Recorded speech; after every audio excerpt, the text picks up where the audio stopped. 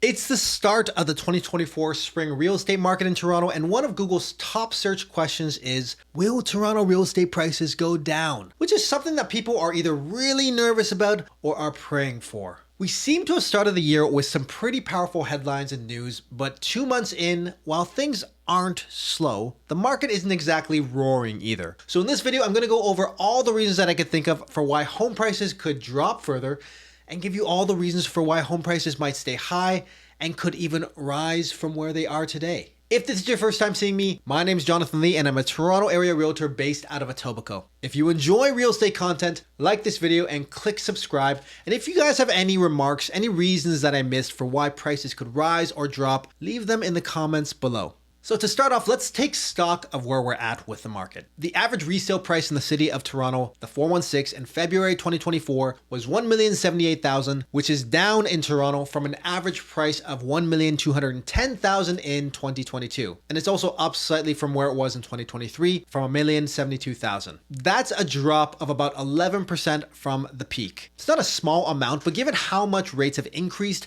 and how that's affected the amount that you could qualify for a mortgage, there were expectations from many in the market of a more significant drop in home prices. To put it simply, even though homes cost less today, home buyers are spending more on their mortgage at 6% than they were spending with higher home prices at the peak when rates were around 2%. And these average resale prices that I just mentioned, of course, that's a blended average for every property type sold in Toronto in those months, from your bachelor condo with no parking to your bridal path mansion. So let's take a look at something a bit more tangible to give you guys some real context. I pulled out the old Microsoft Excel and did a bit of analysis on 3 very specific and fairly common profiles of properties that exist in the 416. First, I have the exactly 1 bed, no den, 1 bath condo apartment that are between 500 and 599 square feet with 1 parking space anywhere in Toronto in the 416 that's sold between January to February 2024, 2023, and 2022. This profile property came down from an average high of $645,000 in the peak to about $540,000 today, or a drop of 16.3%. This is a typical starter,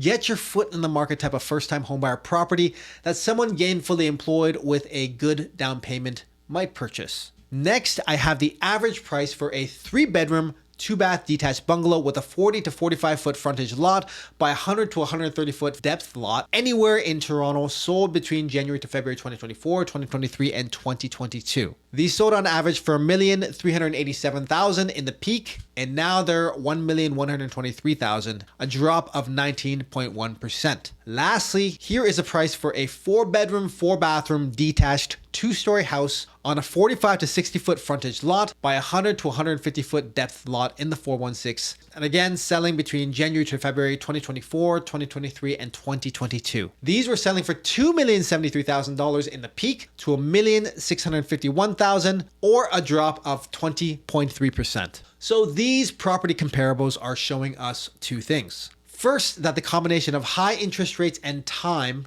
are being effective in cooling the housing market in every price segment. We're seeing year over year price drops right across the board in entry level, mid-market, and high market price points. So if you bought last year, there's a chance your home might sell for less today, which if you're a market doomer, this is maybe something you feel good about. You sick bastard. The second thing is that the price drop has been more significant for higher value real estate. Obviously, from an absolute number, a $2 million house will of course decrease more in dollar price than a 1-bedroom condo, but more significantly from a percentage perspective as well. 1-bedroom condos have only dropped 16.7%, while 4-bedroom, 2-story houses have dropped over 20%. So an almost 5% spread between the two, which is a harder drop. And yet, here we are at the start of the spring market, and there is still optimism from sellers that the Toronto real estate market will rebound. So let's jump into the reasons supporting this. Here are the reasons I could think of for why the Toronto real estate market will stay high and maybe even continue to rise further.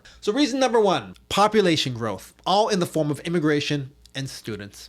Let's be real, Canada will never shut off the immigration tap, even if they do cut back the rate of bringing in new immigrants and the amount of student visas that they distribute. This is our main source of population growth, and Maslow's hierarchy of needs puts shelter right at the core of our physiological needs, which means that demand for housing will always stay high. Not only that, but home ownership is a dream most newcomers desire to fulfill to gain a sense of belonging. But on the other side, students and new immigrants aren't arriving from developing countries with millions of dollars to become an office worker in a country that doesn't respect their previous work experience and education. So there are hard ceilings for what the majority of newcomers are capable of spending in Toronto real estate. Reason 2, the cost to build housing continues to be incredibly high in Toronto. We have a serious deficit of skilled manual labor, and the Greater Toronto Area is a high cost of living region. Last month, I went over this build guide for 2024, which showed that the cost to build a new townhouse without a finished basement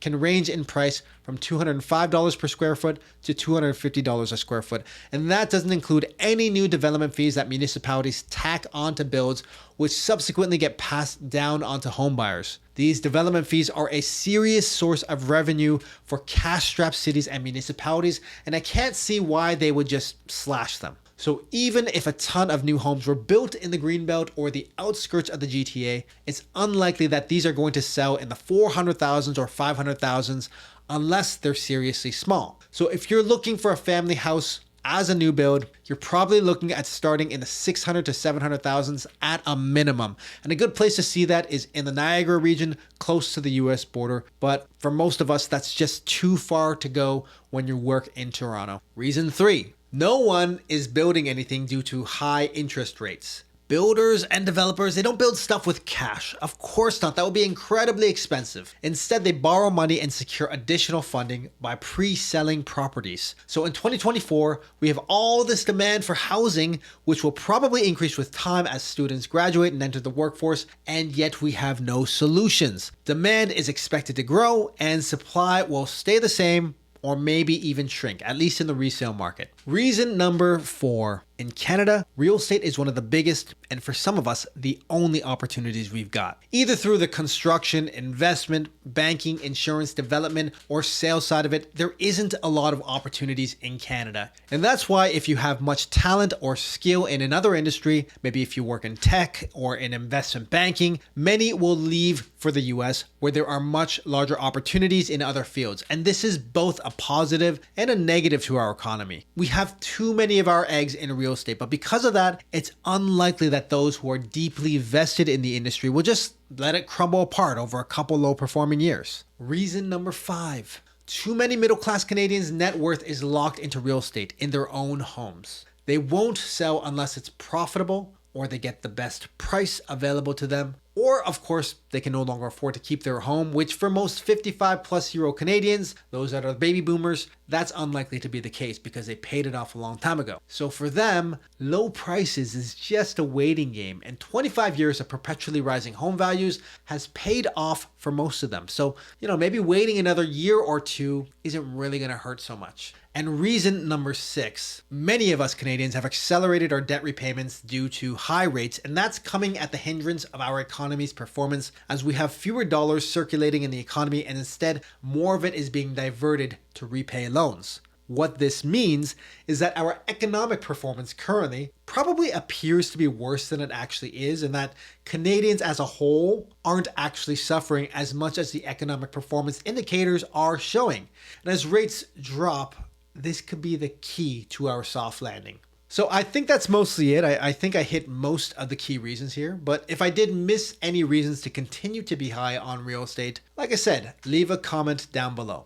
Now moving on to reasons that Toronto real estate prices will drop. Reason number 1, affordability. Not many people can afford the high prices that sellers continue to stay high on. A lot of the market is running on hopium. I have conversations pretty regularly with sellers and landlords stating that they would like a price that isn't far off from where the market was at the peak. And it's not, of course, an unreasonable want, but I have to ask how they think that a buyer or a tenant can afford that price. If you want $4,000 a month for your rental from someone who is earning $150,000 plus per year, Why would they rent instead of buy? If you're seeking to sell your bungalow for $1.5 million, how much household income do they need to earn at today's 6% rates in order to afford it? If the average family's household income is around $200,000 a year, how much of a down payment do they need to be able to buy your home at $1.5 million?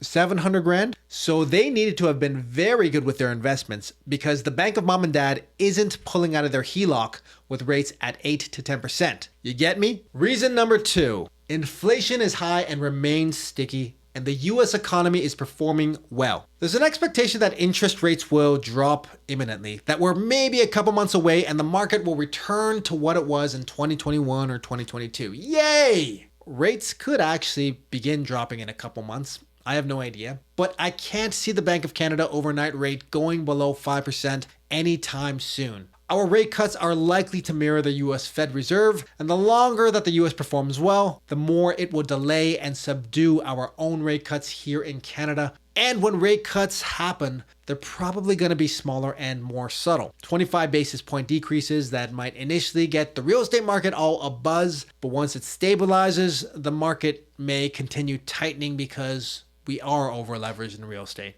Reason number 3, over the long term, immigration and demand for housing might actually drop. I'm thinking more of a 10 to 20 year timeline here, but immigration of highly qualified migrants is probably decreasing. I have no numbers to support this, it's just a gut feeling. But if you're a top world talent, you have options. And let's face it, Canada has lost a bit of its sheen to attract top talent that will land the high-paying jobs that need to support high prices in Canada. And I also think we're losing our status a little bit as a world-class city, which we held on to briefly and probably peaked in 2019 when the Raptors won us a world championship. We're not as welcoming to new immigrants as we were in the past, and more people are leaving the GTA in search of greener pastures. Couple that with an aging population and millennials and Gen Zers who are having fewer children later in life, and you start to wonder whether 10 to 20 years into the future, will demand be so high? Is it prudent to be so high on real estate? Reason number 4, $900 billion of mortgage renewals coming over 2024, 2025, and 2026. I made a video about this a couple months back,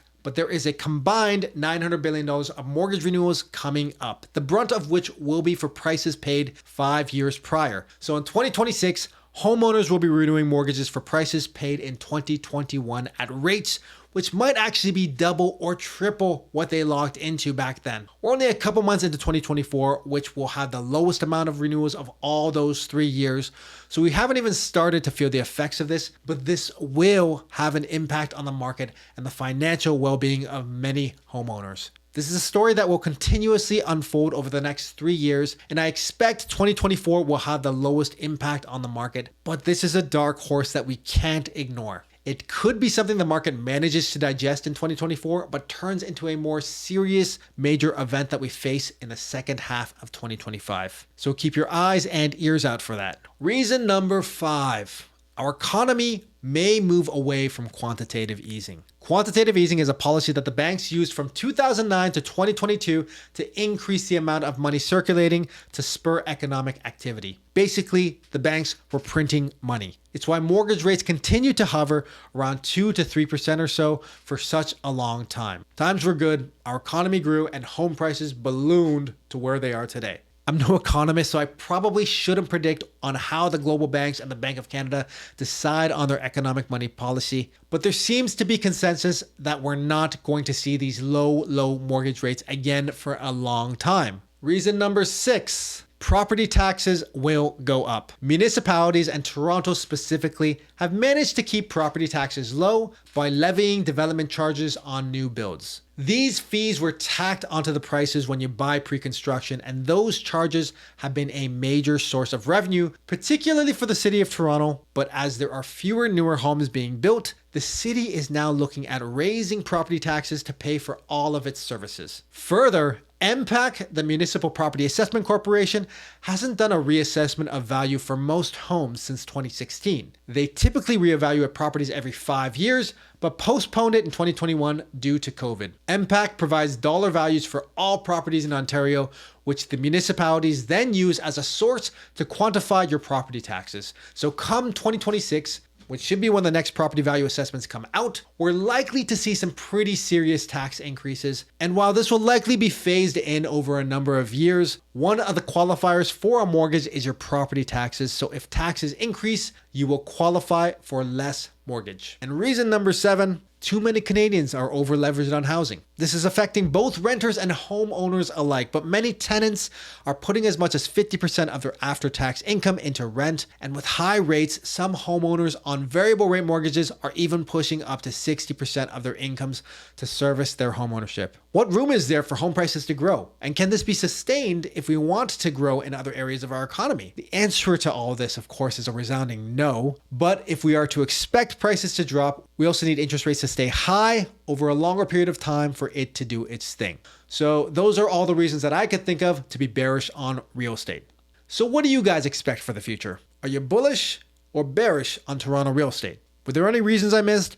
Feel free to comment down below. Once again, my name is Jonathan Lee and I'm a Toronto area realtor based out of Etobicoke. And if you enjoy real estate content, I'd appreciate a like and a subscribe. I'll see you guys on the next one. Cheers.